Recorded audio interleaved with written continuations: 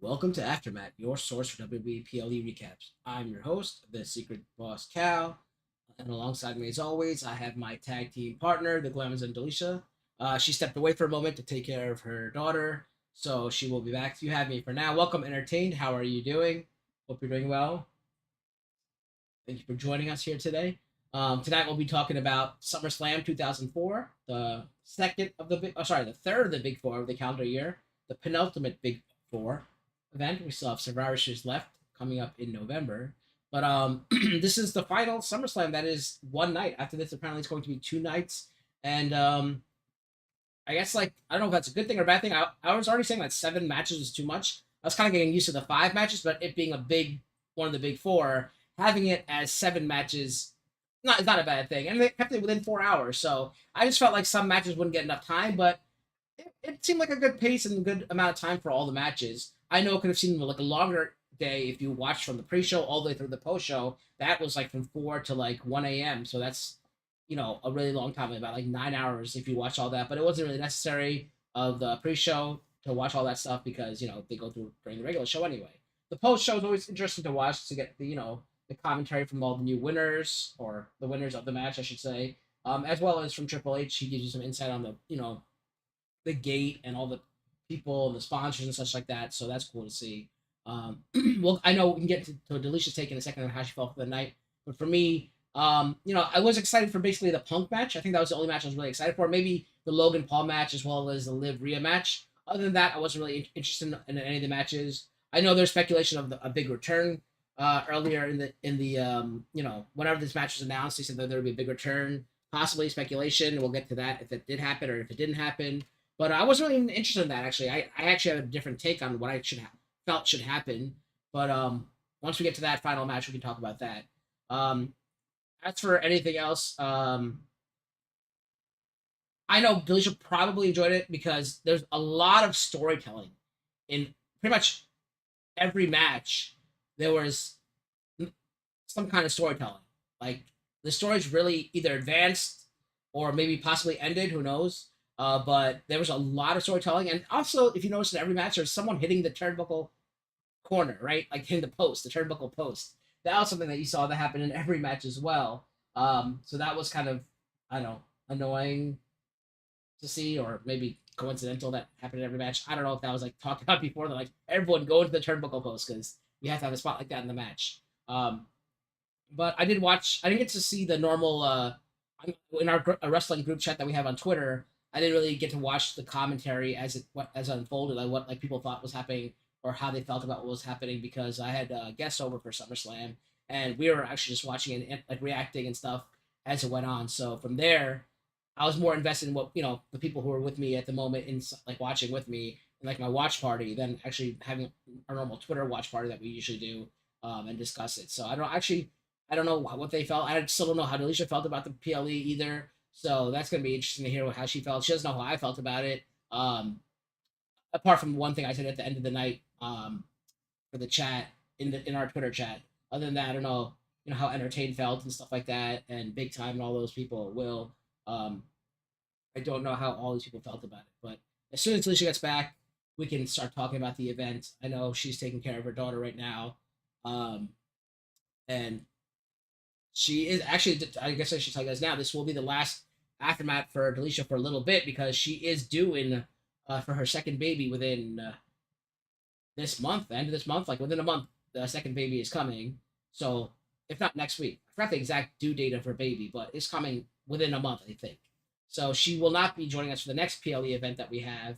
So we do have someone scheduled lined up um, um, to join us for that. But I just wanted to make sure Delisha got everything she wanted to say in this because I don't know how long she'll be away for on maternity leave.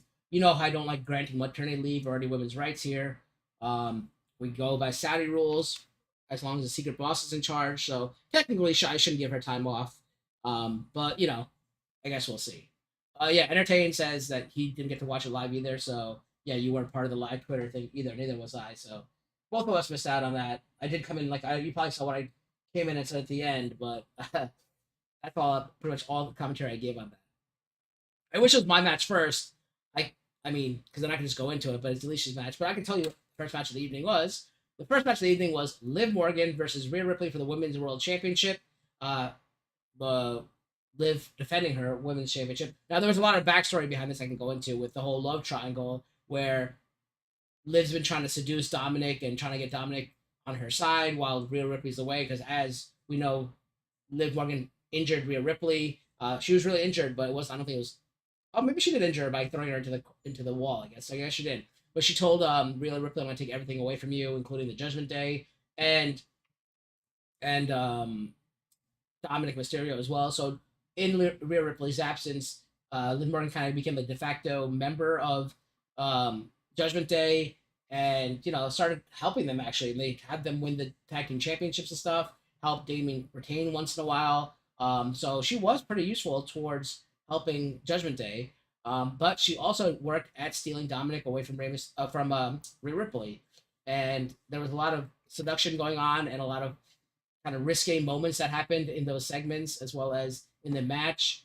And there's a really good story told. As like you see in the background with the hotel keys and stuff, and Dominic's handkerchief being in Liv's pocket and stuff like that. Very well done. How she ordered like a PlayStation 5 and stuff with WA 2K24 for the Judgment Day and a plate of chicken tenders for Dominic because that's all he eats. Yeah, so it was very well done, the storytelling, and then going into this match, it was Rhea's pretty much first match coming back from injury, and she got a title shot against uh, Liv Morgan. I guess it's kind of like a rematch in a way, or she relinquished the title. She never lost it, so she's getting a shot at the title that she had to relinquish. Um, and yeah, so that was pretty much the story leading up to it. I can give my take on the match. Delisha will break down the match, or I'll give on my take. I thought the storytelling was well done. A lot of people had predicted what was going to happen at the end of the match. I'll let Delisha talk about what happened at the end of the match. But pretty much like everyone speculated what was going to happen at the end of the match with a certain turn or whatever. I thought maybe it might have been Finn Balor with the little clues that the WWE's been leaving behind because Finn Balor's the one who actually grabbed the room key from when Liv Morgan put it on the table. Finn Balor's the one who grabbed it, and then if you like when Liv Morgan was supposedly broken up by Dominic Mysterio, she like graffitied all of Judgment Day, but the only face she left intact was Finn Balor's. So there's kind of like little hints around all around there, but did it end up that way? We'll find out in a few seconds since Alicia's back now, and she can talk about how she felt about the first match.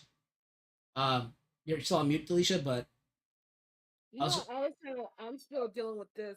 I uh, don't not calm down.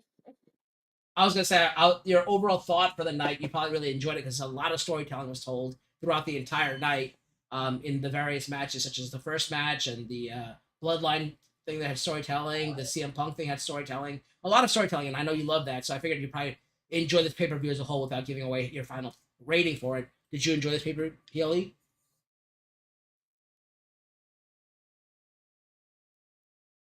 I think she's got to wait to talk because the baby might be screaming.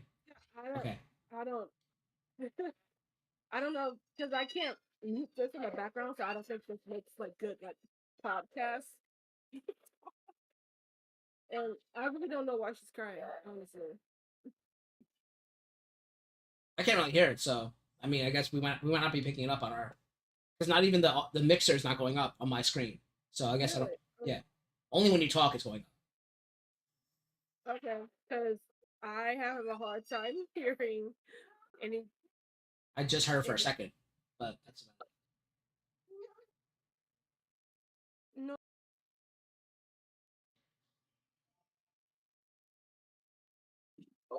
sorry, she was starting to talk, so I was trying to figure out if she was trying to tell me what she wants, but no, I don't know. But if the chat She froze. is saying they can't hear,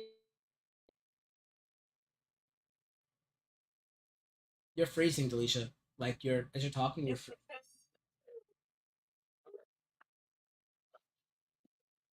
you're like freezing in and out. the chat is okay, that is it because of her screaming? No, like I said, I can't hear her, but If you hear the Rose screaming in the background, let us know if it's bothering you. But I don't honestly don't hear it, so.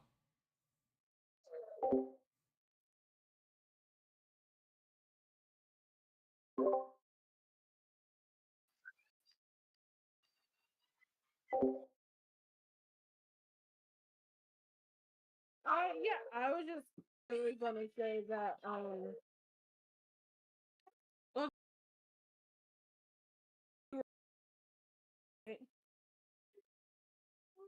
right, you were talking about it.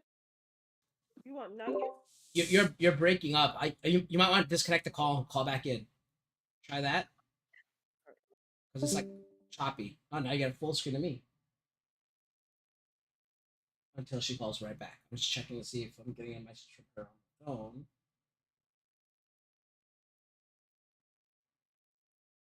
Nope. I'm gonna give her a second to call back because I know it's that. There we go. Just calling back. Is this better? Yep. Now you sound clear at the moment. Okay. Okay. Okay. So what are your thoughts for the PLE? Like, did you enjoy the storytelling throughout the whole PLE? Yeah, I thought we had some really good lead up for all the matches going in. And so I was pretty much looking forward to seeing how these would play out.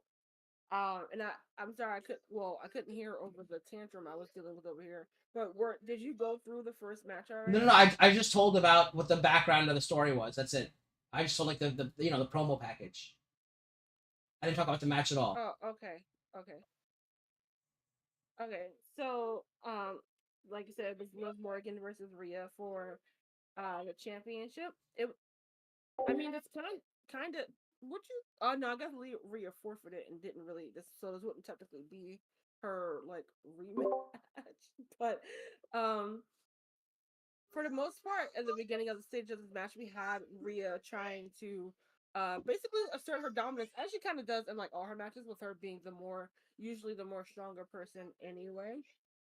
Um, and so Liv was pretty much just trying to like be on the off defense and get away from her.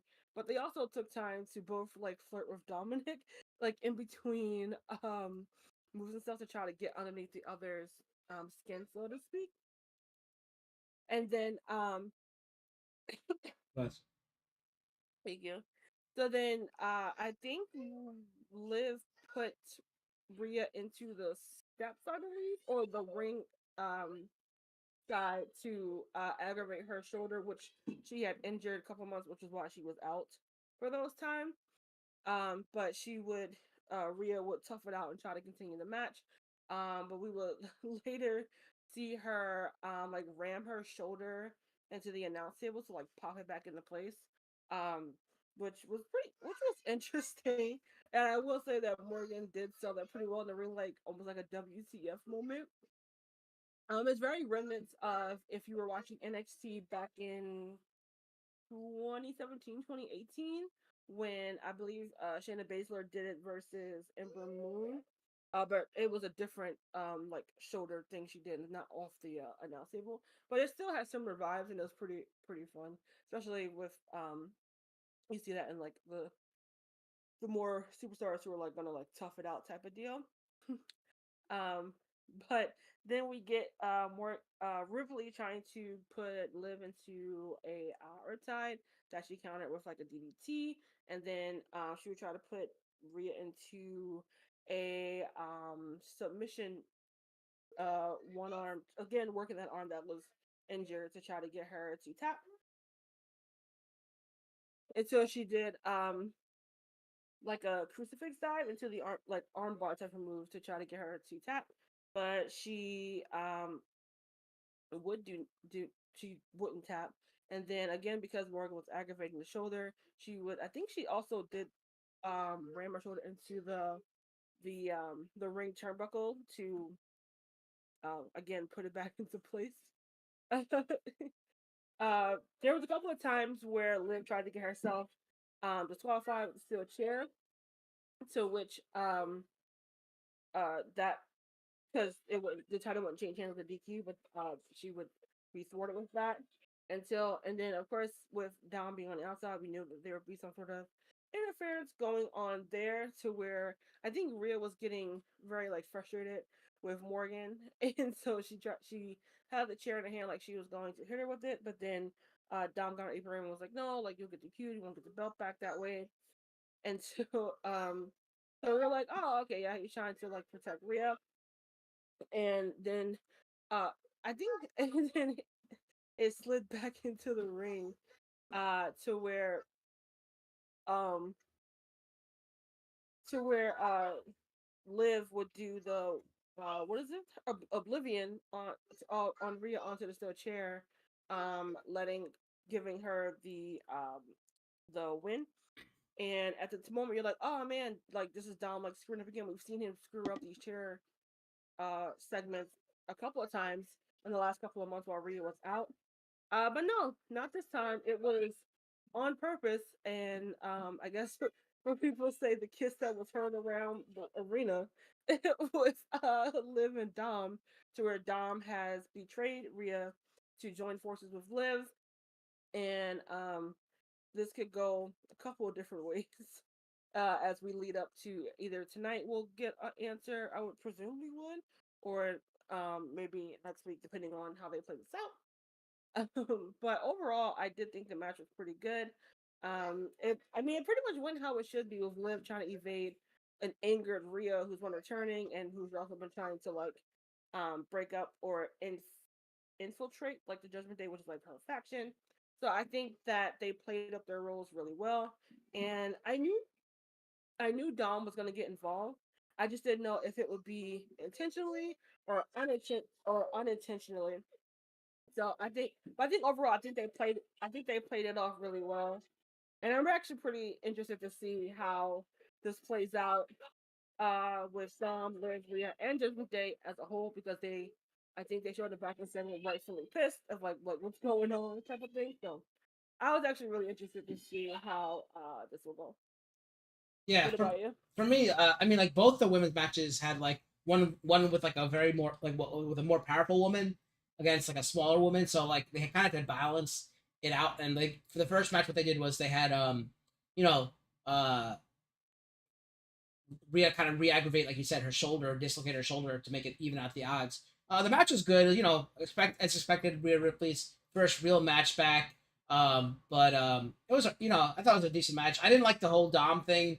You know, I really would have preferred Finn Balor being the one to turn, but obviously they needed him for later on the night because he's more likely feuding with Damian Priest. That you saw that like dissension start up. But the little clues that they left throughout before you were while you were away, I was giving out little clues they were giving away, pointing to maybe the Finn Balor being the one to turn. Were very very well done and very subtle.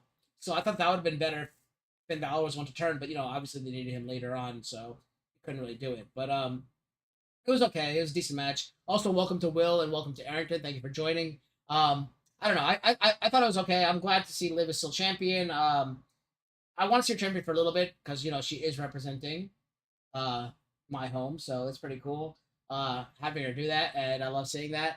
But this whole Dominic thing is getting kind of stale and old. I'm getting tired of this. I kind of want to see Dominic. He's a great heel, but he doesn't really do anything. He's more like a mascot. I want to kind of see him back in the ring doing stuff, and maybe like with his dad, like not fighting his dad because his dad beats him every time. But I'd rather see him as a face, as a tag team with his dad, and then just have them just ride off into the sunset because I really don't care much for Dominic. I want to see him in the ring, but then just for a little bit, then be done. Like I'm kind of tired of this whole.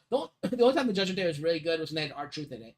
It was the best part of Judgment Day, and shame. And he actually posted saying like, "Hey, I never betrayed any of you guys." He's like the only member of Judgment Day not to betray anybody, and it was a picture of R-Truth standing behind all of them.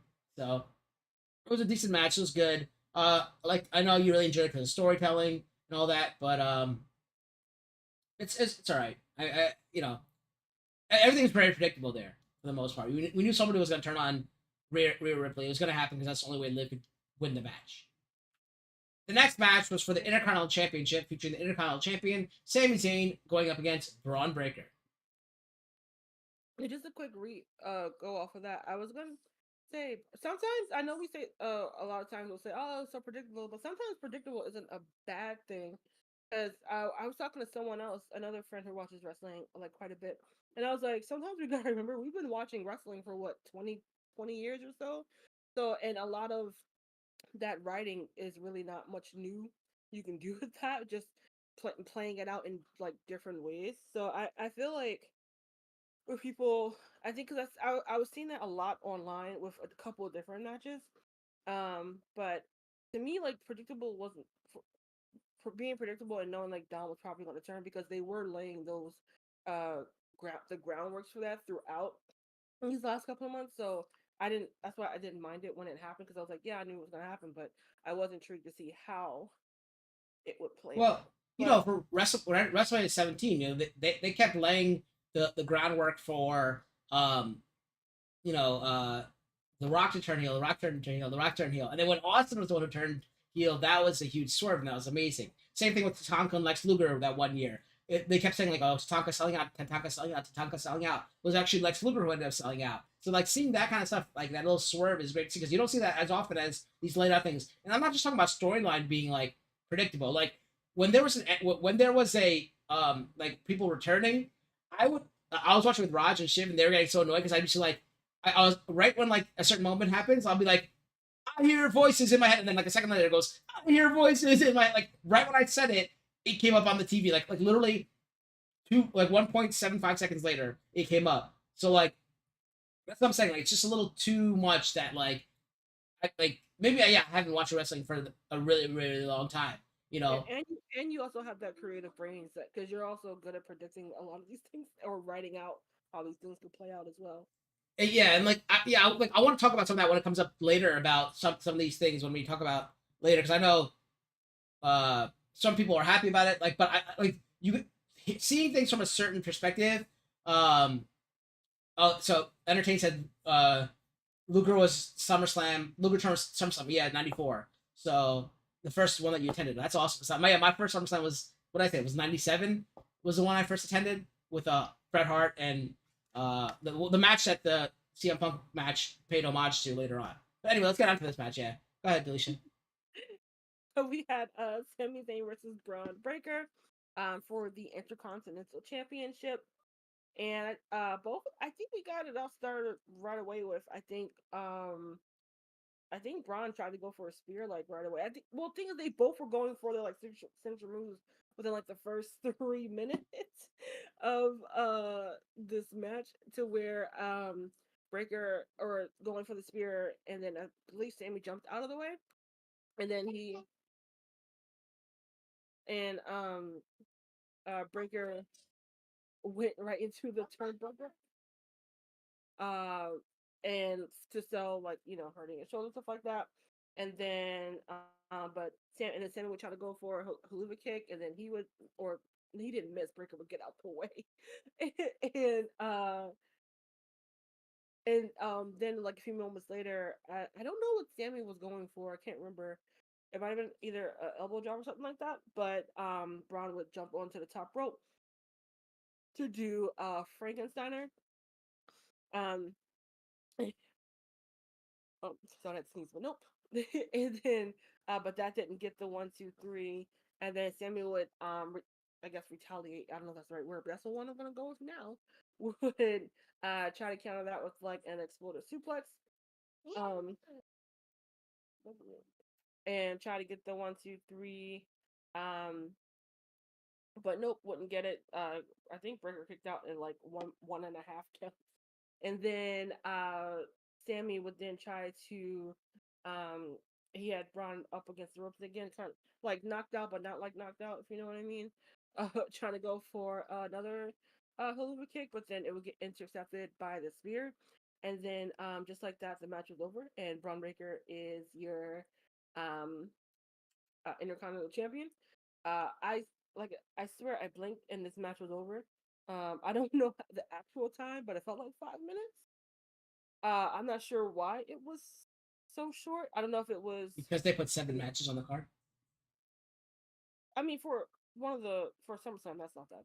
I know, but I'm just that's people complain so they're like, okay, why was this match so short? Well, I'm telling you why. Like you're like, oh, I'm so happy there's 7 matches. I'm like, well, people's matches are gonna get cut. Watch, and that's what happened. And yeah, well, Will said the Rhea Ripley Liv Morgan matches are apparently cut in half as well. So that's what's gonna But I think happen.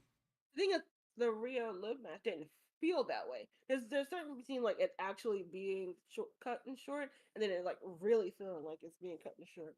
Well, But also, yeah. yeah, go ahead. No, I'm saying just because it was because they were out the gate trying to one up each other with their finishing moves. That's why I was like it just felt like a blinking you miss it type of moment.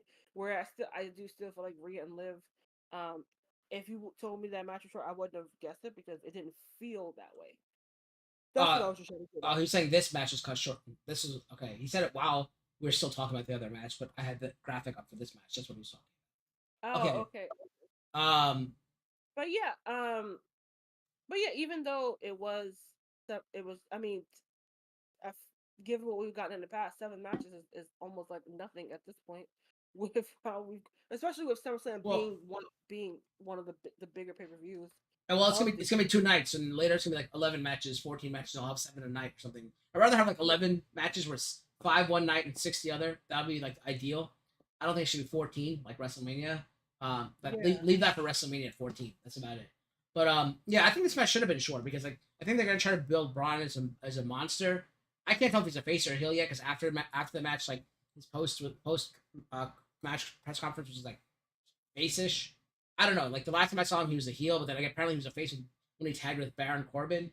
So like the last time I saw him was a heel, like in W's. He like in NXT when he like threw like the he like killed Von Wagner or something, right? Like remember that? Like that's the last Yeah, time I saw him.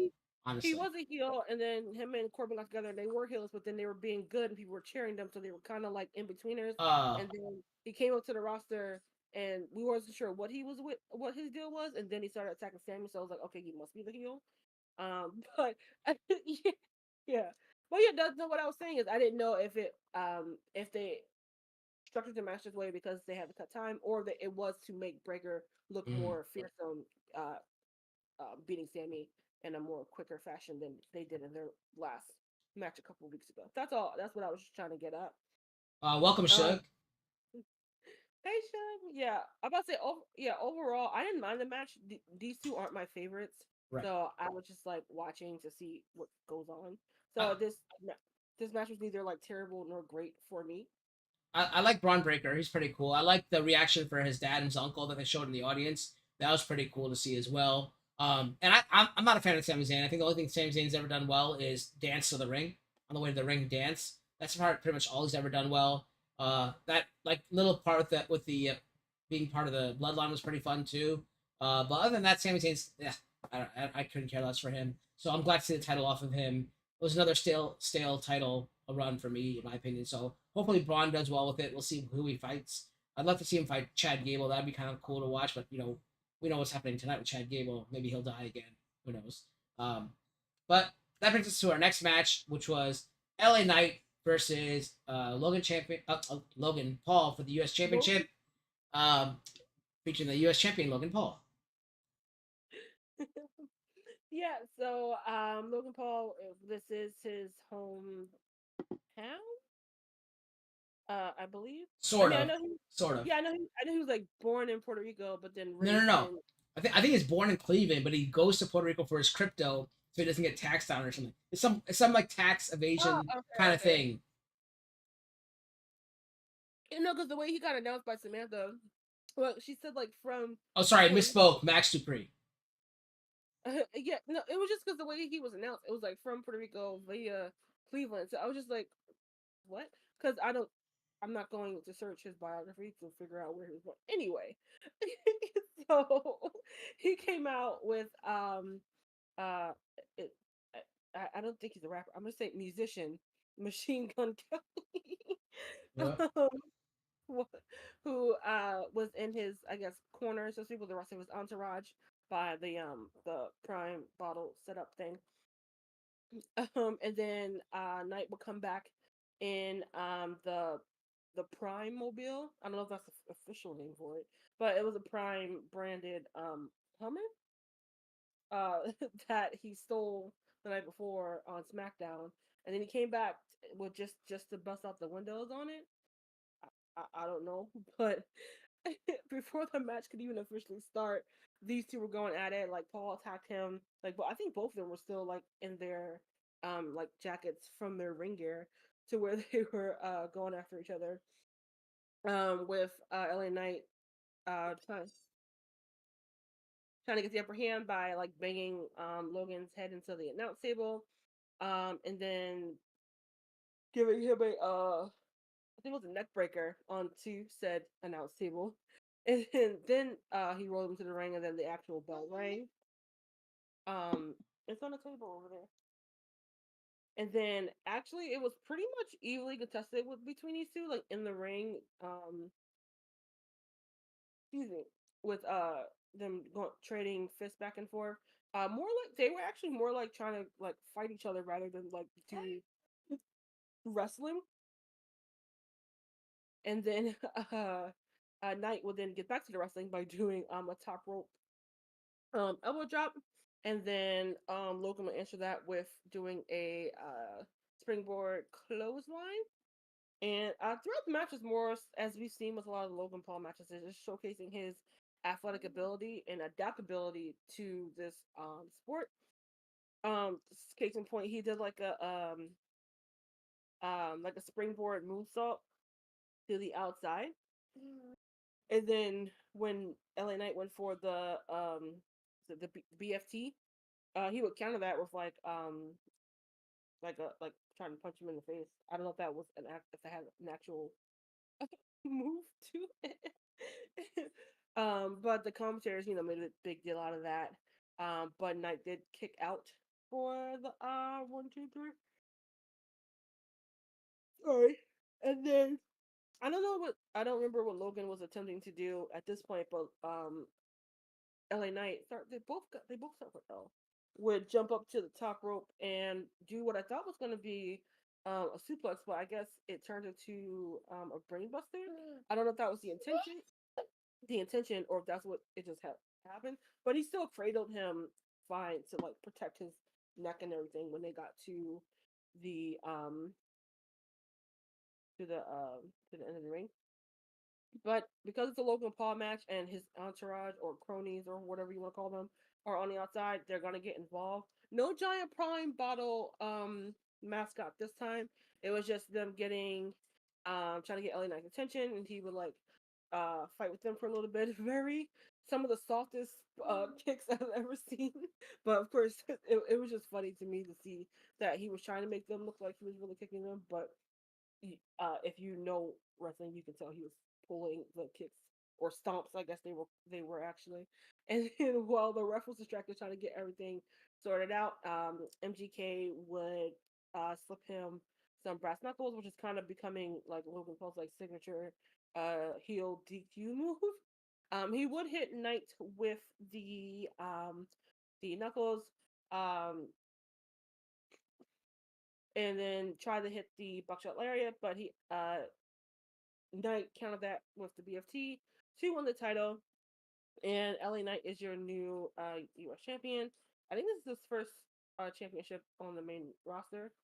All in all, I think it was a pretty good match. I think I said every Logan Paul match I can applaud objectively his athleticism, but he is just not the person for me that I will probably ever cheer for, whether he is being presented as a face or a heel.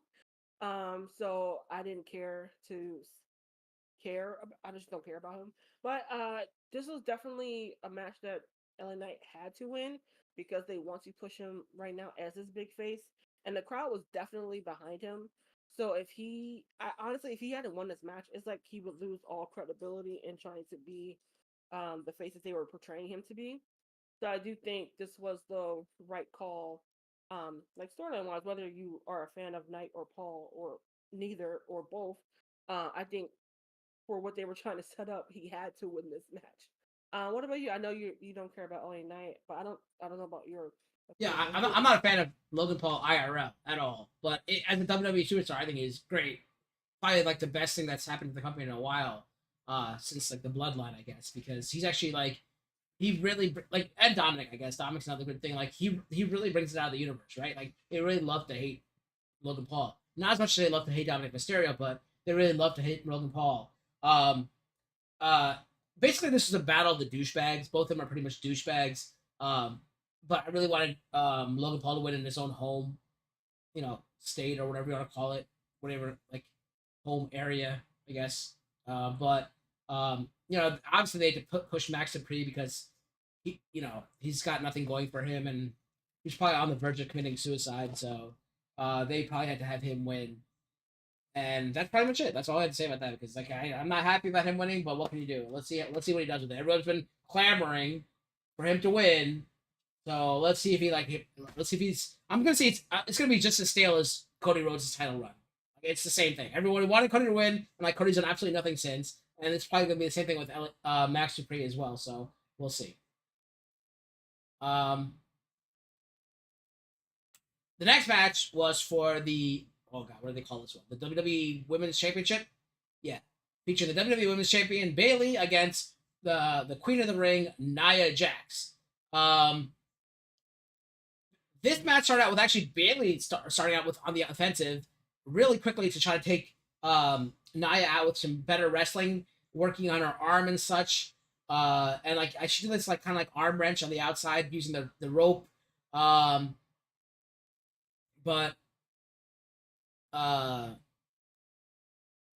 eventually, obviously, Nia Jax being the much bigger woman. Welcome, Kia. How are you doing? Thank you for joining. Nia being the larger woman and more, what do they call her?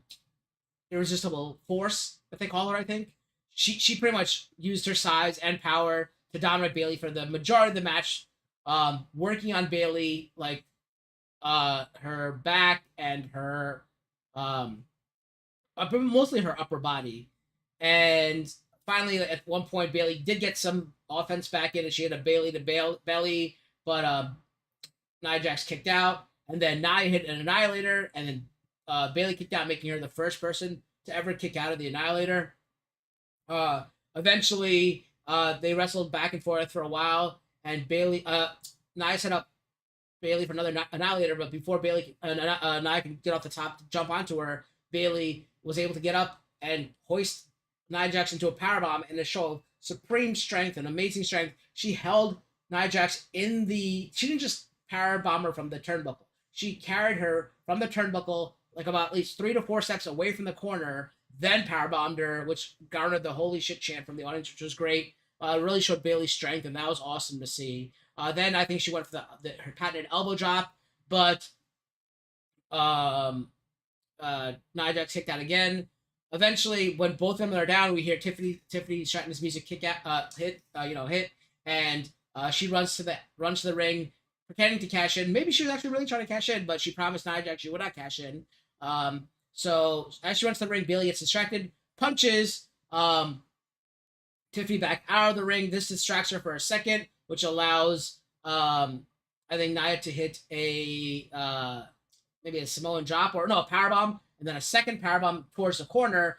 Then Nia Jax hits an Annihilator, doesn't pin her, gets up again, hits a second Annihilator, and then wins the match. But if you listen to the commentary, Michael Cole's already announcing her victory as the 2 count. It's like making her the new champion. It was or she can call herself the champion. She's the queen of the ring, and now she can call herself the champion as the referee's still counting 2. So that's kind of shady. Maybe wrestling is predetermined. I don't know, but that kind of gave it I don't know. How does Michael Cole know what's happening before it happens? I don't know. But yeah, I mean, I know you're a big Nia Jax fan. You were a Bayley fan at one point as well too, but I know you were a Nia Jax fan. So how do you feel about this whole redemption arc? Her being fired, coming back, winning the Queen of the Ring, and now she is the WWE champion. I mean, she isn't my biggest favorite anymore as she was when she kind of first came out. But she has been doing phenomenally better since her return. I guess it was this year at the Rumble, right? And yeah, I'm a Bayley fan. It's just that every time that she gets a chance to be champion, it never truly pans out strong for her. I think this might have been one of Bayley's best matches in quite some time, or one of her best matches showcased in quite some time. Like you said, her power bombing Nia, who had that on their bingo card? Unless they did it at a house show one time, and then those people would have seen it. But but I did actually really enjoy this match.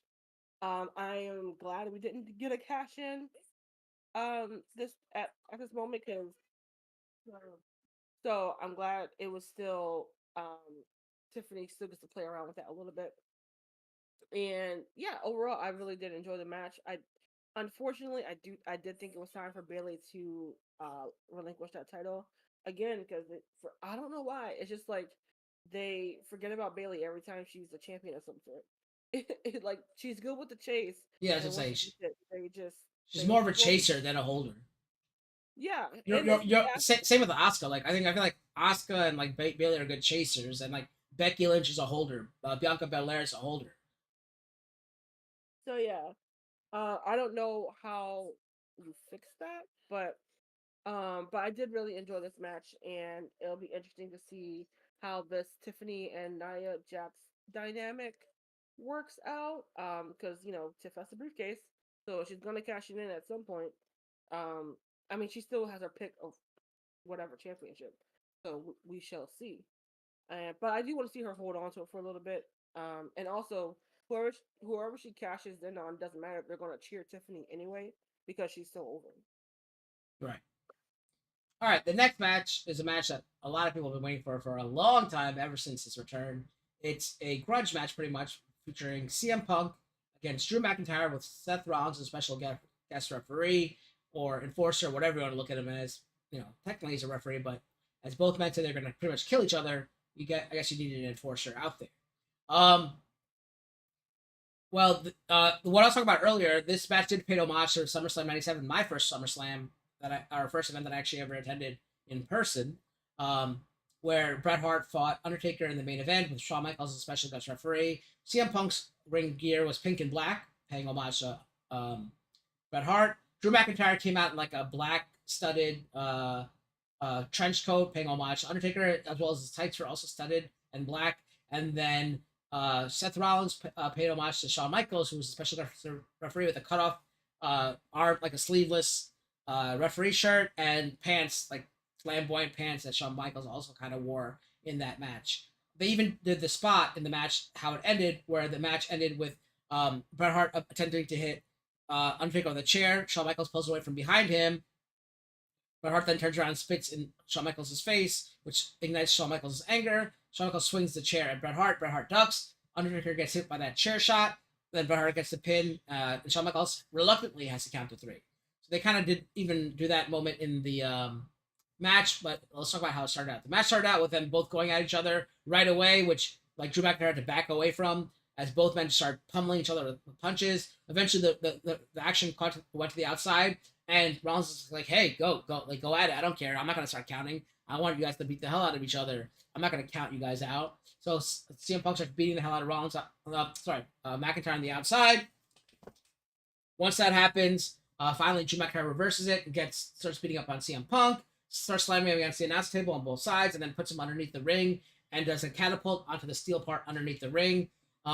Then they both get back into the ring and hit a bunch of powerbomb. He hits a bunch of power bombs and starts bringing a steel chair. So Drew hits a powerbomb to the CM Punk. Goes out to get a steel chair as the crowd is yelling for tables. But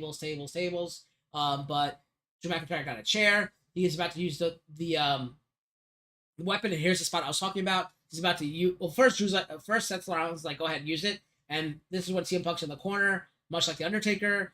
Drew McIntyre being Bret Hart, so kind of roles reversed in this case. Drew McIntyre goes to hit CM Punk with the chair. Rollins grabs it away. Drew McIntyre looks at him, gives him like a face palm, a pie face, and that ignites Seth Rollins. He goes to swing at Drew. Drew ducks, and Rollins is about to hit CM Punk, but CM Punk's like, he kind of ducks, and Rollins pulls back and doesn't hit him. At this time, CM Punk is going to, Drew McIntyre, Seth Rollins is going to put the chair out of the ring, and at that point, I think CM Punk lands a GTS on Drew McIntyre, goes for the pin, rolls him up for a pin. Rolls him up for the pin, but Seth Rollins' back is to the pin. So the crowd's already like 1, 2, 3, 4, 5, or Michael Cole's like 1, 2, 3, 4, 5, 6, 7, 8. whatever. Like, people count so stupidly because they don't know how to count. Do you know how long 3 seconds is? 3 seconds is a long time. And people are already up to like 7 by the time a real 2 count would be made in real life. I hate that. Like, people have to learn how to count. And they also, the other thing that always pisses me off, I mention this every time, is a Royal Rumble countdown. It's like 5, 4, 3, but everyone's like 5, 4, 3, 2, 1, and like it's still at like 3 when people are saying, people got to learn to count in the audience, dude. Like, man, the wrestling fans are so stupid, right? Wrestling fans are so stupid. Anyway, so this starts to piss off CM Punk, thinking that Seth Rollins is against him and it's going to screw him over. But they start yelling at each other, saying, don't screw me over. Then CM Punk gets Drew McIntyre into an Anaconda Vice, and he has it locked in very well. However, he sees that bracelet that Drew McIntyre stole a few weeks past, the Larry or whatever, and AJ bracelet, friendship bracelet, whatever you want to call it. So he starts taking it off and relinquishes the hold. And then at that point, when he's reaching for it on the ground because it fell on the ground, and he's reaching for it and he gets up, has it in his hand, he turns around to get a Claymore to the face, and it flies out of his hand again.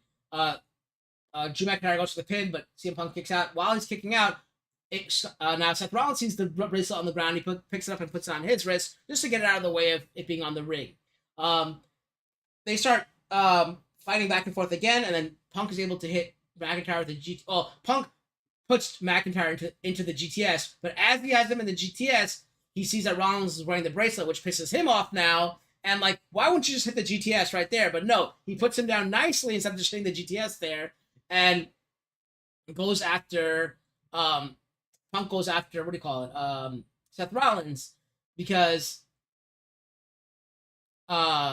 he's just pissed about that. But now, oh no, they get face to face. That's when Drew comes up behind. Punk hits him in the back, which then Punk hits Seth Rollins. Seth Rollins flies out of the ring, but Punk is able to turn around, hit the GTS, and get on top of him. This is where the crowd counts to like 17 because they don't know how to count. Because Seth Rollins is on the outside, Seth Rollins gets into the ring, counts 2, and Drew kicks out. And now what do you call it? Sorry, this freaking mosquito bite's annoying me. Now CM Punk is mad at Drew. I'm mad at Seth Rollins again because of the slow count or whatever, delayed count, whatever you want to call it. And they start fighting each other. And then Punk picks up Seth Rollins, hits a GTS on him, knocking him out, sort of. While that's happening, Drew McIntyre gives CM Punk a low blow, hits a Claymore, pins CM Punk, but Rollins is kind of out. He slowly crawls over, hits a 1-2, and then looks at like Drew, and Drew's like, do it, and then he counts to 3, and when that counts to 3, Drew McIntyre once again takes the bracelet off CM Punk, puts it on his wrist, and walks away, and that leaves Punk with the loss. Rollins looking shady to Punk, and Drew is your winner, and he still has the bracelet that was so sought out after by everybody, I guess. Felicia, your thoughts? The bracelet championship is coming up, guys. Yep. Yeah, I actually really enjoyed this match with these 3 guys involved. Something was going down. Not in the way of like betrayal, or it could have ended that way as well.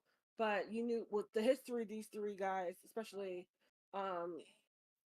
well, since before Mania, but especially since Mania into now, like the storyline. I mean, I don't know if they genuinely right now all hate each other, but or I'm thinking of like Steph and Punk, but the way that they've just been able to revitalize themselves with this feud has just been very interesting to see. And like for the last couple of times that Drew's been enacted, there's always kind of been like Drew screwing himself over pretty much because he can't get Punk out of his mind, so to speak. And now it's kind of like not a switcheroo, but the same for Punk. But this time it's because of Seth can't get him out of his mind because he's just so wrapped up in thinking he's just gonna get betrayed regardless because he knows Seth doesn't like him. So it was very interesting seeing that dynamic play out. And for the most part, like Seth was doing his job. He was doing like calling things down the middle, so to speak, to the even when he was just like letting them go at it when normally they would be like counted out or DQ'd from something. But so I did like that aspect. He's just like, you know what? Just have that. I'm just gonna count the one, two, three, but we will not use weapons. So I do think we are gonna play in this playground some more, especially because Drew took the bracelet again, and that is Punk's kryptonite apparently. So we're gonna see this loop back around. Um, I don't know because we're gonna have to get Seth and Punk one on one at some point. So I don't know if that is the Mania match because we still have some time to lead up to that. But also, well, I can't because I don't think Punk is will be a legit like full time performer. So he can be like on and off for these next couple of months if they want to add into that as well. But overall, I enjoyed the match. I'm enjoying this feud, and like because Drew is just being the best he has ever been, um, in his whole career. And I don't know if this was in him this whole time or if he something happened along the line where he became like this great troll and great like heel um persona, but keep it up. As the kids are saying now, let him cook, let him keep going, and because eventually he is gonna have to circle back and go back for that title, and this time it's gonna be like a really sweet moment for him to finally capture it for more than 5 minutes, hopefully. But yeah, overall, I really liked it, and I'm curious to see what they do next. Yeah, I did like the whole homage paid to like the SummerSlam '97 match. That was cool to see. But I did definitely expect more from this match, and I'll get to this when we talk about our finishers at the end of the evening. The next match was for the World Heavyweight Championship, featuring the World Heavyweight Champion Damian Priest against challenger and 2024 King of the Ring Gunther. Yeah, so we have Priest of the Judgment Day, and you kind of wanted to know with the whole fallout with Dom, like, would this affect Priest going into this match? And I believe sometime earlier in this night, we did have Finn tell him to let him know, like, hey, focus on that. I got your back. Still, because I think Damien like blew up at him again, like earlier that night, and he was like apologizing for that, which has kind of been them like the whole last like month is like Damien or and say something to the other that they didn't like and then apologizing later. But I was like, oh man, you guys are really brothers. Well, not really brothers, but you know what I mean.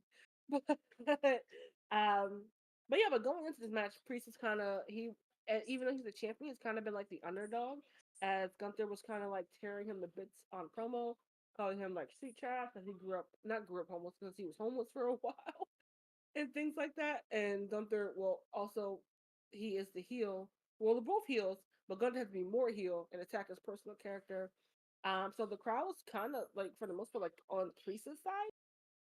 If the crowd had to give a choice of who they wanted to like cheer on, and right out the gate, with both of these being stronghold like perform strong wrestlers, they pretty much put that physical power on display with Gunther really living up to the Ring General moniker, over trying to overpower Priest at every turn. But Priest would get the upper hand a little bit with I guess a top rope piranha. Not well, I guess we could say out of nowhere, but like it was out of nowhere because he doesn't do too many top rope moves, or at least as a heel, he wasn't doing that a lot.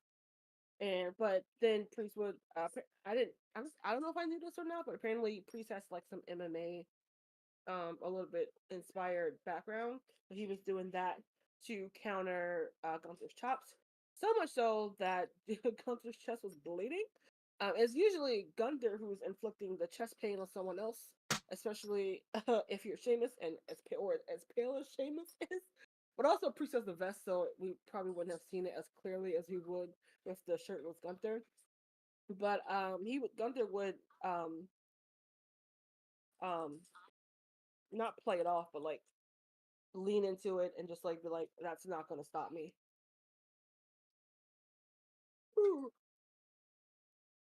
All right, and sorry, and then Priest would try to go for like one of his spinning kicks, but Gunther had that scouted and would scoop him up into like a suplex. And then after that, Gunther would follow with his own very strikes, especially at strikes and chops, which prompted Finn to come out this time, come out as to be like cheerleader on the side. Um, excuse me. So like cheering Jay on the side, like come on, like get up, don't let him get the upper hand. Because if you ever see the Gunther, you keep letting him get the upper hand, you will be chopped to death, basically. And I think Finn got on the apron at some point to try to distract either Gunther or the ref, one of the two, and then Gunther would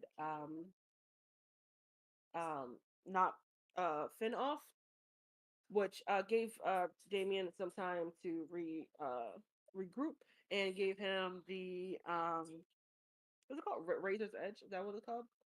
Yeah. And then he did that, and he transitioned that into the South of Heaven, and Gunther landed like close to the ropes. So I mean, he was close enough to lift his leg himself, but he got some help, not from any of his team from Imperium, but Finn Balor, the so-called Judgment Day member himself, putting Gunther's leg onto the ropes, um, and to therefore Priest would not be able to get the ref could not do the 2 count because he saw the leg up. And at first Priest just thought he put his leg up and was like, oh man, all right, I didn't get this in, and then he got put, and then they were showing it on the screen like a little replay, and for the first time and almost ever in wrestling history, a wrestler was paying attention to the screen and saw what had happened in the replay, which gave Priest the look around like, dude, like what the heck, man. But that would prompt Gunther again enough time to regroup. He put him in a rear naked chokehold. He would Damien would get out of it for a little bit, and then instead of going directly after Gunther, he grabbed Finn's neck as this almost to like put him in like a chokeslam a little bit. But sorry.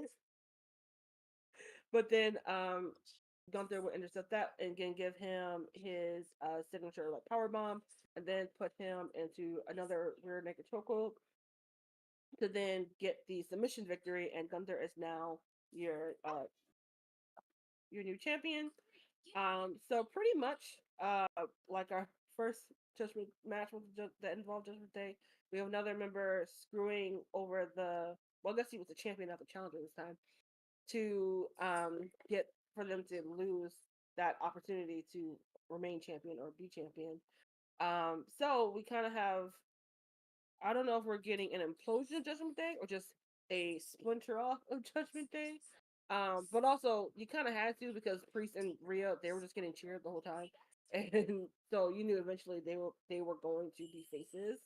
But now it looks like there's a delineage of the Judgment Day as we had come to know it. So this is like almost the second betrayal of Judgment Day going forward. Because if you remember, it was originally Edge, Priest, and Rhea, and yeah. But overall, I did like the match. I do think they played off well.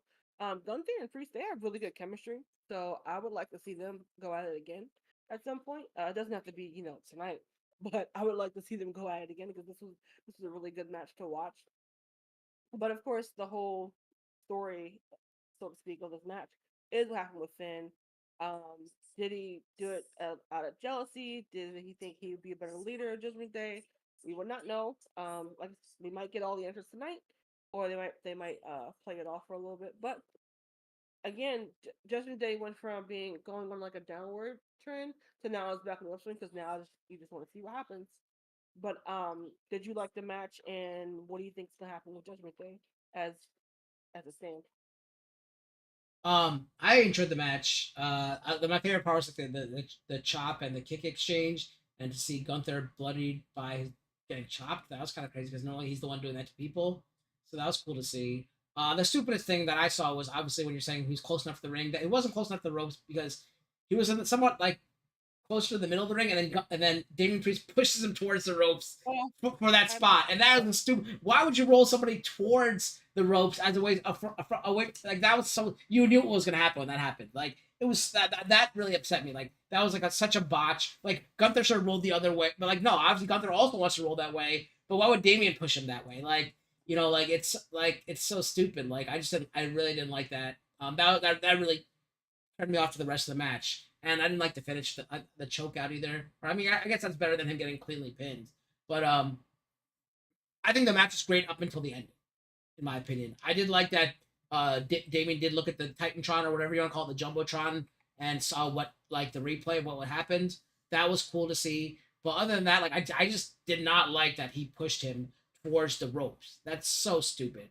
Especially being champion, you should know better. Or anybody being a wrestler, you should know better.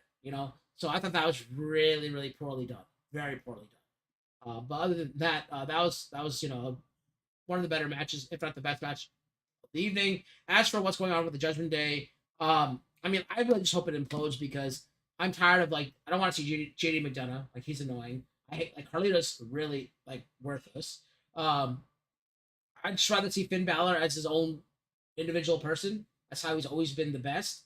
I love him like that, and I want to see him as a demon come back and all that kind of stuff. Like that's great to see with his original theme music and all that kind of stuff. That's what I want to see. Rhea and Damien are fine on their own.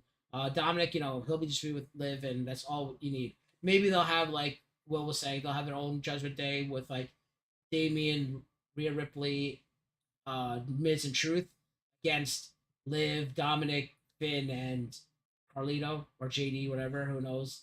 But Judgment Day's got to go. It was cool while it lasted. Better with Edge, but Finn Balor's got to do his own thing. I hate seeing him in a group. That brings us to the final match of the evening, featuring the WWE Championship, with the WWE Champion Cody Rhodes against Solo Sikoa in a Bloodline Rule match, which I think is the stupidest concept ever. Why don't they just call it a no disqualification match? It's just so stupid that they call it a Bloodline Rules match, because if it's a Bloodline, make it something that it's Bloodline. Like I said, sacrifice a blood member to win the match. That's how you should win the match. That way we can get rid of, if Solo wants to win, he can get rid of Tanga Loa, and that would be great. And if Cody needs to win, he's got to get rid of, either one of his kids or Brandy, and then he can win. That's, how you should be able to win the match. The Rock said the Bloodline Rule match would make it impossible for Cody to win. It did not make it impossible because he's 2-0 in them, So it's so stupid. Make it so it's impossible to win a match. Something that Cody can't do. They were saying, I've been reading on Twitter. Why didn't Voldemort make Harry's parents' gravestone a Horcrux? Because would Harry destroy his parents' gravestones just to kill Voldemort? Would he do it? I don't know. That's a really good test, isn't it? However, he didn't know. Remember when Voldemort was making these Horcruxes, he didn't know Harry would be his ultimate foil. So that kind of is like a loop, what do you call those things? A plot hole. So he could have made that, unless after he found out that Harry was his foil, then he could have went and made his parents' gravestone a Horcrux. But yeah, I guess Harry does kill himself anyway. Doesn't really kill himself, but you know what I mean. So I guess he would make that sacrifice. I guess I don't know. Anyway, what I'm saying is make it impossible for Cody to win. That's all I'm saying. Anyway, they came out, and early on, Solo dominated Cody to the point where he actually countered some of Cody's moves because he knew that drop down, lay down punch thing. Cody always does. Solo countered. I love seeing when the person scouts and knows what to do. Solo hit a spinning solo, hit a few headbutts. Eventually, it was just a good back and forth match, I guess I should say. We saw some good wrestling between the two. Because, one thing about Cody is he's a good wrestler, but he just sucks as a champion because he's not good on the mic. And it's just stale, the same promo every week. But it was a good match back and forth. Eventually, Cody hits the Cody Cutter and the Crossroads. And then you know what's going to happen because Tonga and Tanga Loa is going to come out. God awful Tonga Loa comes out and messes up again. He's supposed to pick up Cody and slam him into the turnbuckle corner, but he misses the turnbuckle corner and hits the ropes like a freaking idiot because Tonga Loa is a botch fest and a half. And now it's going to be even worse because, one of them is a champion and the other one's a champion, but we know now we got hurt. So that means who's going to be the two tag team champions? Is it going to be Freebird rules, or are they going to make the Gorillas of Destiny the two tag team members of the championship, or are they going to give one to Solo? I don't know, but that's just awful seeing Tongalo. Just get rid of him. We have like 14 other Anoe family members in the background. Take any of them. Hell, take freaking Cody's dog and make him a official bloodline member. That way we don't have to see Tongaloa anymore. I'm sure Cody's dog wrestles better than Tongaloa. Anyway, enough on Tongaloa. With that happening, Tongaloa, the Girls of Destiny, Tongaloa and Tama Tonga attacking Cody. We then hear Kevin Owens' music hit, but Kevin Owens is only able to fight off the numbers for so long. And then we hear Randy Orton's music hit. That's where I called it like a second before it happened. I started singing his theme song, and then like a second later, his theme song hit. They came out. Owens and Randy Orton clear the ring. We're able to fight Tama Tonga and Tongaloa to the back, basically. That's when Cody throws the what do you call it? The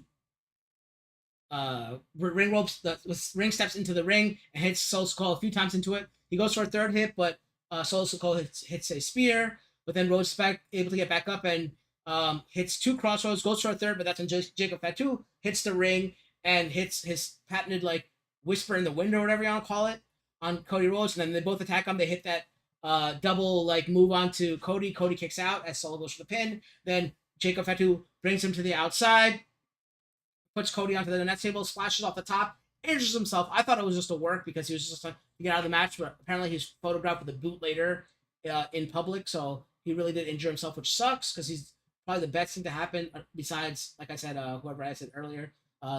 Jacob Fatu is the best signing that they've had since. Don't even know. The best signing that WWE's had since.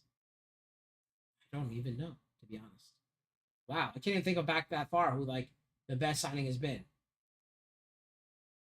Maybe AJ Styles, probably since AJ Styles. I don't know, but anyway, thus injuring Jacob Fatu. So Solo Sikoa brings Cody into the ring again. They start fighting. Cody hits a Cody cutter, and they're both out in the ring. And all of a sudden, you hear this weird theme song start, and we're like, "What the hell's going on?" Because it's a different beginning to the theme song. But then eventually, it shows the entranceway, and you see "Head of the Table" written on the Titantron or whatever you want to call it. And we're still waiting. We're still waiting. We're still waiting. And then finally, Roman Reigns comes out, makes his way to the ring wearing an OTC shirt. And everyone, like Raj and Shiv, were like, does that stand for over the counter? Like, what's going on? What's the OTC stand for? And I'm like, I don't know. But then eventually I'm like, I think it's original tribal chief, I guess. Or only tribal chief. It's going to be one of the two. It's probably original tribal chief, though, to be fair. And it turns out that's what it ends up being. But Roman Reigns comes to the ring, hits the Superman punch right away onto Solo Sikoa, then spears him, looks at Cody, nods at him, walks away. Cody then hits another, what do you call it? That stupid move. Crossroads. Pin, gets the pin, 1, 2, 3, and Cody is still your champion. Delisha, go on to what you want to say about this before I go off. So yeah, I the match, even of itself, we kind of knew what was the up and up, especially once they hit the bloodline rules. I still don't know how I feel about it being bloodline rules because it was a rehash of, I guess, Mania, just a different a Noah family member. Uh, but yeah, but I did enjoy the match, and oh, sorry, and I can't remember if you mentioned it before, but seeing in Cody's lead up Arn Anderson giving him some advice before he hit the ring, that was a shock because I wasn't expecting to see him. But the only question I wanted to know if he was carrying or not. If you know, you know. But I did think I did like the match. Solo still looked strong for the most part. Um, in the match because I don't think he's had many matches since Mania as well. Since trying to ascend himself to the tribal chief status, I don't think he's maybe just a handful while he lets the others do his work. Yeah, I don't know what's going on with is it Tonga Loa is the one who keeps messing up? Yeah, Tonga Loa. Yeah, because I keep hearing how him and his brother were so good as the girls Destiny back in was it MLW they were in. So I don't know what's going on, what happened, but yeah. So, the memes of him on online, those are funny about him always messing up. And I really do hope Jacob is okay because he's got work to do. There was people were going back and forth of saying if it was a work because he needed to be sidelined for the Roman to come back. Um, but you never know with these things. But if even if he's not hurt, it hurt him in that moment when he hit his ankle on the table. Um, but yeah, but Roman coming back. I mean, I knew it was him just from the sheer pop of the crowd. Uh, I was like, no one else is really getting that type of pop. Um, but yeah, but I don't think you could hear it because the crowd was so loud. But it does start with more of a tribal theme, and then you hear the notes of that head of the table theme he had for a while. And again, we're going to that this was predictable type of uh story, I guess, or reveal. But this is for me. This is another case of predictability not being bad because I think in the story of Roman, as we have been portraying him for the last couple of years, as the head of the table, this was his full circle moment. I do well. I don't know if you wanted to rehash how he came back as a heel at SummerSlam. What was that, 3 years now ago? To where he just came out of nowhere and speared. Like Braun Strowman and Bray Wyatt, or something like that.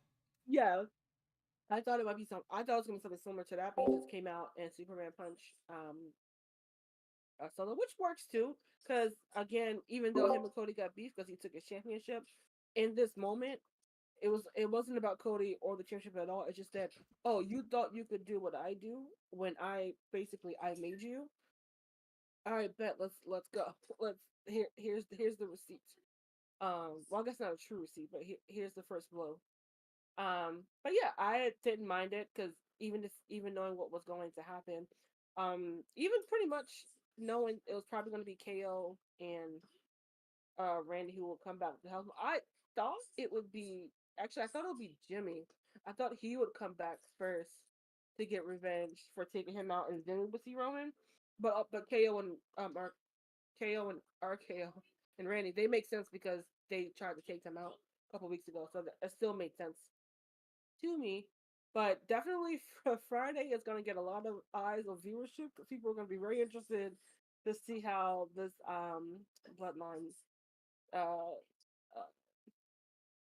uh what is I can't I was trying to think of the word. I almost said opera. That's not the word I was looking for. What do they call like General Hospital in Soap opera. that's the word I was looking for. How this soap opera comes about and pans on.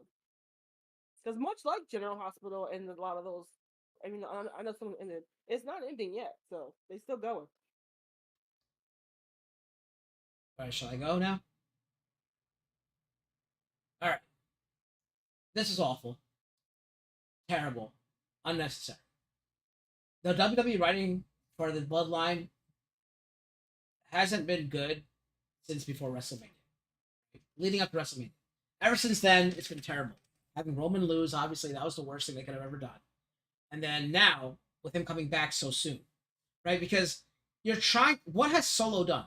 Like, what has Solo done in his time as a tribal chief besides recruit? Oh yeah, and by the way, entertain. I did say that when I was talking to my friends who were at the party, like at my watch party. I did say, oh, he does have an eye patch on, so maybe he did lose. What do you call it? Depth analysis, right? Like depth field perception, depth perception. So maybe that's why he went off to the side and like speared him into the side. So I did say that too. So yeah, forgot to mention that now. But yeah, you're right about that. But yeah, what has Soul Sokoa done? Like, Alicia, has he done anything besides bring Tonga, bless you, and Tonga Loa? Has he done anything? No, but I don't, and I think that's the point. Right, he's done nothing, right? Yeah, I think that's on purpose.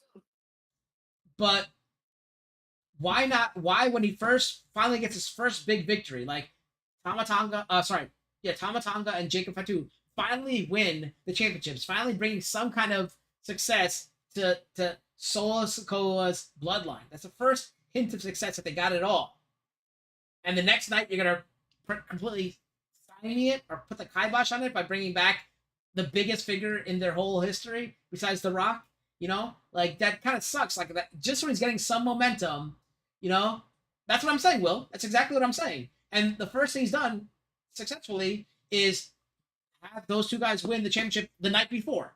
So he finally gets some success, and it's starting going on the ramp up, and you're gonna bring back someone to like completely knock him down. Like that's what I'm saying. Like it was too soon. Have Jimmy come out first to stop Jacob because Jacob and then whatever are like they can all start fighting, and then it's not enough for Jimmy, and then Jay's got to join, and now it's Jimmy and Jay back together fighting Jacob and taking Jacob out, and then Soul's like, "What? My two brothers are against me," and then maybe they both super kick him at the same time, and then you see that hug that everyone's waiting for. The crowd can pop to that hug, and they're already behind pre-show Jey Uso, so that's a big enough pop for them to see both of them hug, and that's when Cody can get the triple crossroads or whatever he wants to do and get the pin, and that wouldn't be as bad as having the biggest threat to him come back the next night, the next night after he gets some success. Like I have to see that. That's what I'm so upset about. I love Roman Reigns. Like, everyone knows I love Roman Reigns. I just think it was too soon to bring him back because of how the story is going. Just when you have someone just get up, you're gonna knock them down right away. I mean, we have to see where this is going. Like Alicia said, Friday we'll see how this goes. Maybe they'll write it off very well. Well, we'll see. But the way this writing has been, I can't be too optimistic about it. But we'll see. You know, maybe then The Rock will step in and say like, I was behind this all along, and you can't do this. Like you can't do this solo. You're not a big enough leader to lead the bloodline. I was wrong in placing my trust in you. But it's not going to be you too. It's not going to be you either, Roman. It's going to be me. I am the true tribal chief. I am the true head of this table of the family. So maybe that's how they can roll it into to have some kind of saving grace. And I know Triple H watches this. I know Triple H calls me once in a while and asks me for opinions. So I know that Will's just got like this is why Will is a Doink the Clown of AfterMat with these stupid ass takes he has in the thing. So this is just way too soon for Roman to come back. He should have not they could have done better, like the way I just said with Jimmy coming and then being overwhelmed and having Jay come out to help him out, and then that's how they hug and they reconcile and all that. That would have been better. But I know it's SummerSlam and they gotta have a big return and all that. I know they gotta do that. So but I think it was I just think it was just too soon. Just too soon. They can have him come back. I just don't like it, but we'll see how they write it out on Friday. I'll give them a few weeks. Maybe I'll give them probably after Bash in Berlin, on how I feel about it ultimately. But right now, I'm not happy with as much as I love Roman Reigns. I even wore that shirt that day. I wore the Family Above All shirt that day of SummerSlam, and I was talking to the guy at the brewery when I had to go pick up my beers and stuff because he's a big wrestling fan, and we always talk about wrestling. He's more of an AEW fan, but he was talking to me about this whole storyline. And all that kind of stuff, but it's just too soon for me to have him back. But we'll see how it's written. I can somewhat agree with that. Honestly, Johnny and Ciampa, who I love, especially I love them as DIY. That could have been Tonga and Jacob in that role. Just I don't even remember or who beat the Miz and Truth for those titles. Right? Yeah. Yeah. No, they beat Johnny and What I'm saying, I know they beat Theory and Waller. That's what they beat. That could have been Tonga and Jacob beating those two. I know it would have been a heel team to a heel team, but they're pretty much a joke anyway, so it would have been Carrie. That way, they would have had the belts for a couple of weeks by this point. But we'll have to see what they do before we can cast, full judgment. I do still think that Roman coming back and this time being chair of the face SummerSlam was the full circle moment of his arc. I thought it was But awful. yeah, We'll I see. think We'll that, see. We'll see how it goes. We'll see if they write it better than me, which I doubt, but we'll see. yeah. And no, I'm pretty sure that Tama Tonga and Jacob Fatu beat DX for the championship, didn't they? Last week on SmackDown the night before. I don't Yeah, know. you're right. They totally beat Shawn Michaels and Trick Williams. They did. Yeah. Then Archer took a picture with him afterwards for his birthday. All right, let's go to our finishers of the evening. Delisha, your low point, your high point, your overall grade for the. For me, my low point is not like a traditional low point. It's just that the match I just didn't enjoy the least. But even though I could recognize it as still being a good match, was Zayn and Braun Breaker. Like I said, these two aren't my favorite, and it was so quick. It was just like I couldn't really like get into it. Um, my high point is Gunther versus Priest. Like I really enjoyed that match. I think they brought out the best of each. Well, Gunther can fight a cardboard box probably and it'd be entertaining. but I was really like engaged in seeing those two um duke it out, so to speak. Overall, I'm gonna give the pay per view a B. I do think the card was solid from top to bottom. Even if people were saying like it's predictable or whatever, but I still like enjoyed myself.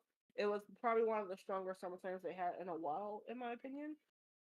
And overall, I pretty enjoyed it. I'm still enjoying the connectivities and storyline stuff that we've been engaging with in the last year or so. Now in the new regime, so to speak. And I'm pretty much pumped to see how these next couple weeks will go for sure. For for me, the low point was unfortunately the CM Punk match because everyone knows how much I love CM Punk. I love CM Punk. I like Drew McIntyre. Seth Rollins has fallen off for me, but um, all the hype going to that match, it did not live up to the hype. Like CM Punk was doing tours and interviews with ESPN and all these other like media outlets saying, "I'm going to do things to this man physically to the point where I'm going to beat him in a way you won't be able to recognize him anymore. It's going to be like it shouldn't be able to be shown on TV how badly I'm going to beat this man up." And it came nothing. There was not even any hardcoreness besides that almost chair shot that we had and that steel thing and the table announcer table thing. Like there wasn't really anything hardcore about that match at all. So like it really did not live up to the hype and the press conference the press that CM Punk did prior to it. So it was a real letdown for me. Good storytelling in a way, except for the whole bracelet thing. That was kind of stupid. But as the feud for the three people, that was good storytelling. But the bracelet being the key to it, that was pretty dumb. CM Punk's a smarter guy than that to realize, like, but I know they had to tell a story and all that, but so that's why there's the low point. Did not live up to the hype. High point was definitely the Gunther Damian Priest match. Apart from the pushing the guy towards the ropes as you're pinning them, that was so stupid. Other than that, the match was fantastic. Um, the overall grade I'm going to give it is a B minus. I want to give it a good grade, like an A or something, but like obviously that pushing him towards the ropes took away from it. The CM Punk match not living up to the hype, and Roman Reigns' return was a negative for me, as opposed to where it should have been a positive for me. Um, so that all took away from it. So I'm gonna give it a big minus. Now, if they write the story better, come Survivor Series and War Games, I will I will come back and amend this score when I'm scoring Survivor Series. If I feel it has been done better, I'll come back and revise the score. As for Will, low point was Dom kissing Liv. High point was Gunther versus Priest, and grade is an A minus. But we know we never take Will's takes or anything into account or seriously because he is an idiot and we don't like what he says. Okay.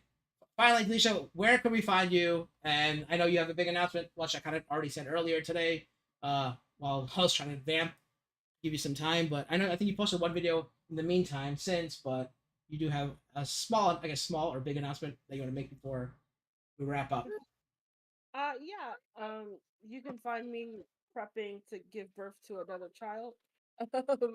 As we are a week and a half away from my due date, so it's a goal. So yeah, this baby can come at anytime. Unfortunately, as y'all wanted to, it did not happen tonight. So sorry that you could not get a labor story. today. But you could also find me on YouTube and Instagram at KingslayerNet TV. I really tried to get a video out this morning, but in the middle of filming it, my phone, which is what I film on, cut off and wouldn't let me film anymore. So I switched over to my iPad, and I cannot get the two files to converge to make one full video. So I'm still trying to figure out how to converge it, or if I just have to reshoot it. But that will be out this week at some point. So just stay tuned to like my Instagram story, something like that, where I will post it because it's gonna get out this week. I just don't know when, as I try to get it together. But there will be 2 videos coming out um within the next couple of weeks.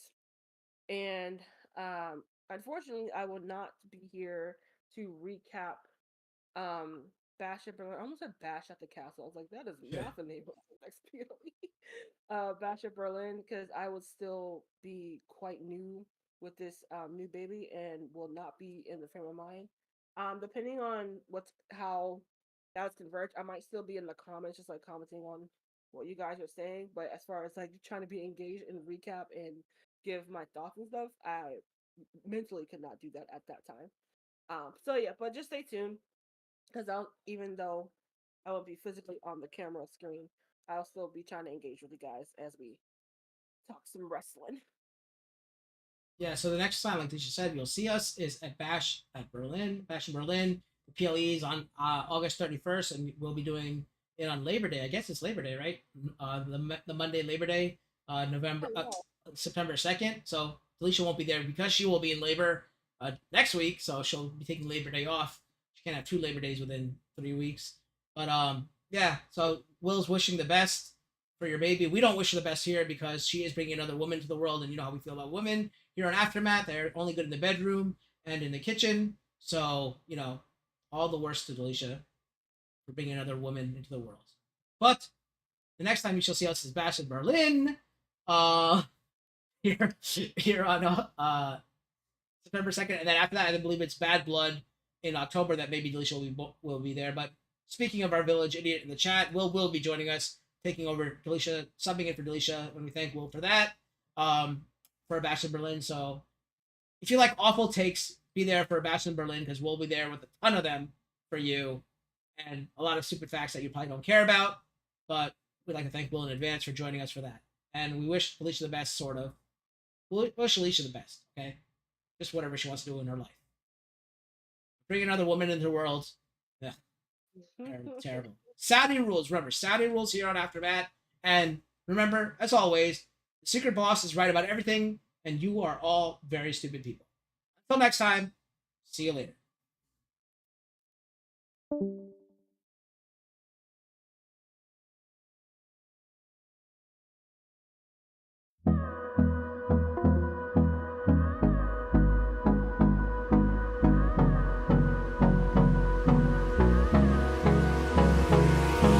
Hold me close till I get up. Time is barely on our side. I don't wanna waste what's left. The storms we chase are leading us.